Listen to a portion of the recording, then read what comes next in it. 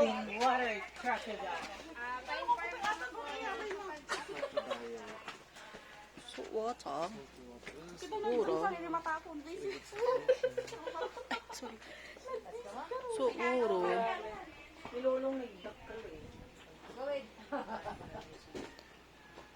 Oh, Ilocano din sila.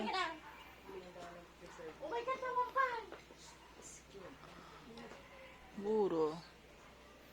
Wow.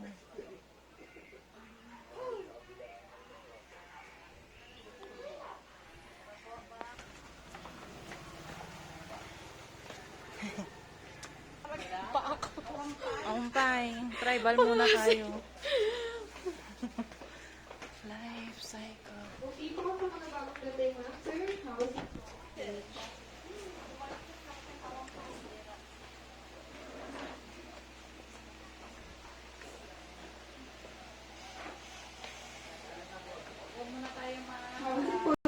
Galing po siya sa dagta ng Almasiga tree. So, bakit po necessity ng pag-cake, ma'am, sir? Yan po yung main ingredient.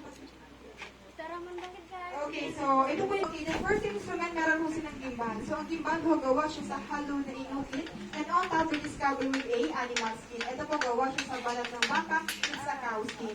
We also have, okay, they also have the agong for the larger one. Smaller one po ang tawag ay sanang. They will answer the connect near the echoes of the gong or agong in the mountain. Ibig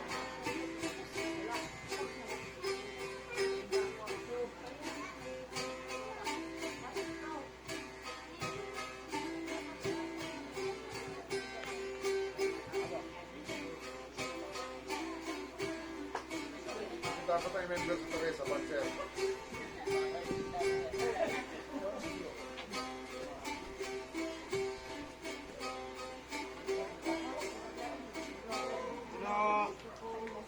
okay, so that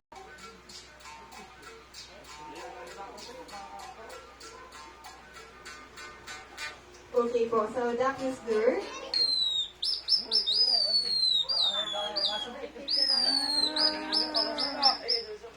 Okay, ngayon po if the target was busy po, palawan try po natin, hindi po sila gumagamit ng bow and arrow. So everybody po sa may target.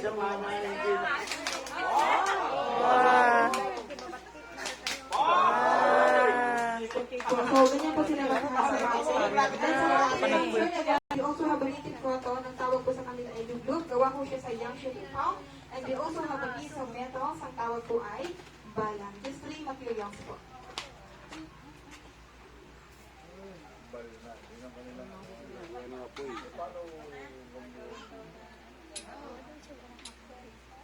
The process of making fire in the mountain, ang tawag po ay santikan. Santikan po means friction. Their children, ma'am, sir, like nasa 8-year-old and above, sir, na rin nila binitrade kung paano gumawa ng mga part na rin po na survival nila yun. So, you see the lot of spark earlier. Yung purpose ng cotton, para mag-catch yung spark. When the smoke is visible, ilalagay mo sa middle leaves, blow harder mo yan siya until the car will come out.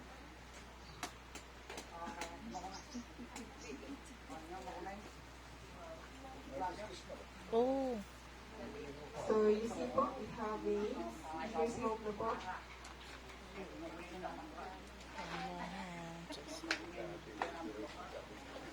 Ma'am, sir, gaya po ng sabi ko kanina, sila po ay come and go. So, palitan po yan sila.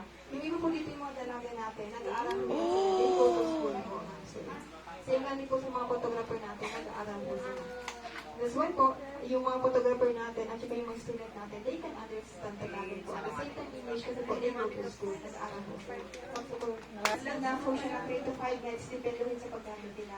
Naniniwala po sila ng usok nito, mag-drive po siya ng mga bad spirits, bad lucks, and also mag-cure po siya ng mga stomach ache and headache. So, iikot po ako and try this one before. Subukan po kami yung usok niya, ma'am, sir.